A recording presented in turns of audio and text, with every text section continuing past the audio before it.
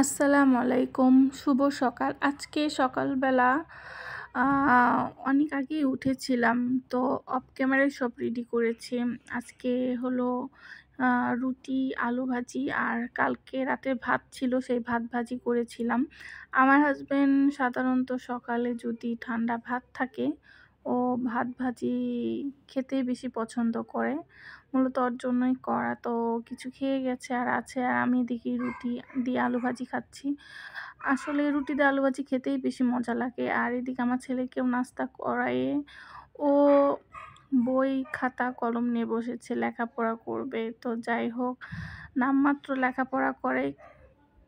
এখন চেষ্টা করছি শেখানোর, দেখা যাক। আর এদিকে আমি অনেকদিন গ্রিন টি পড়েছিল, ভাবলাম যে খাই। কিন্তু খেয়ে মনে হচ্ছে গরম পানি খাচ্ছি, মানে কোনো ফ্লেভার পাচ্ছি না, কোনো কিছুই না, মনে হচ্ছে উষ্ণ উষ্ণ গরম পানি খাচ্ছি। এদিকে আমি একটা যুদ্ধতে চলে গেলাম, মানে আমার ছেলের চুল কাটানোর যুদ্ধ। তো শেষমেশ আমার ছেলেকে চুল কাটাইতে গেলাম, কিন্তু এবার দেখলাম সে খুব ভদ্রভাবেই চুল কেটেছে, বিরক্ত করে না। হ্যাঁ, ভিতরে একটু খিটখিটা মানে জেদ করতেছিল, বাট এবার দেখলাম যে চুপচাপই চুল কাটছে। তো বড় হয়ে গেছে, এখন বোঝে, মানে মোটামুটি সব কিছুই বোঝে। তো বাসায় এসে ওকে গোসল করে ফ্রেশ করে, এদিকে আম্মু বাসায় ছিল দেখে রান্নার কষ্টটা করতে হয়নি, আম্মুই রান্না করে ফেলেছে। আমার আসতে একটু দেরি হয়ে গেছে, কারণ বাচ্চাদের চুল কাটতে সময়ও লাগে, আর মানে একটু দেরিতেই আসা হয়েছে। তো এদিকে আমিও গোসল করে ফ্রেশ করে খেতে বসলাম।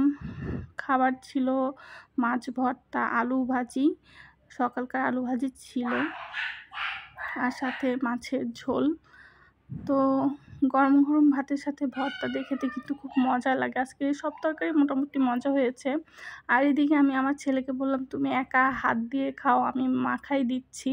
তো ও একা একা খেতে বললো যে ঠিক আছে আম্মু, আমি একা খাবো।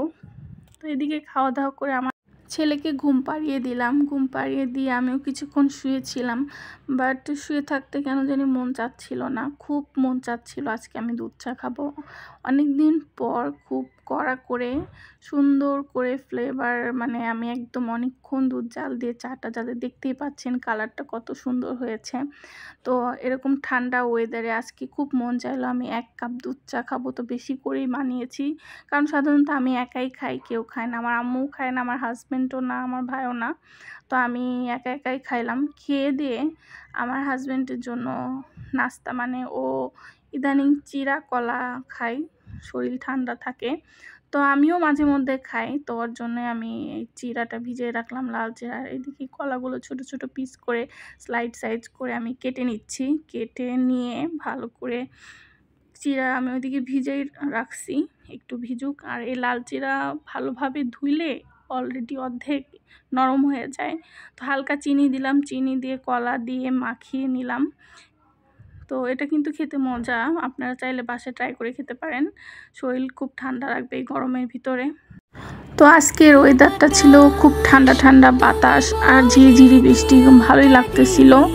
তো এই ছিল আজকে আমার সারাদিনের ব্যস্ততা। তো সবাই ভালো থাকবেন, আল্লাহ হাফেজ।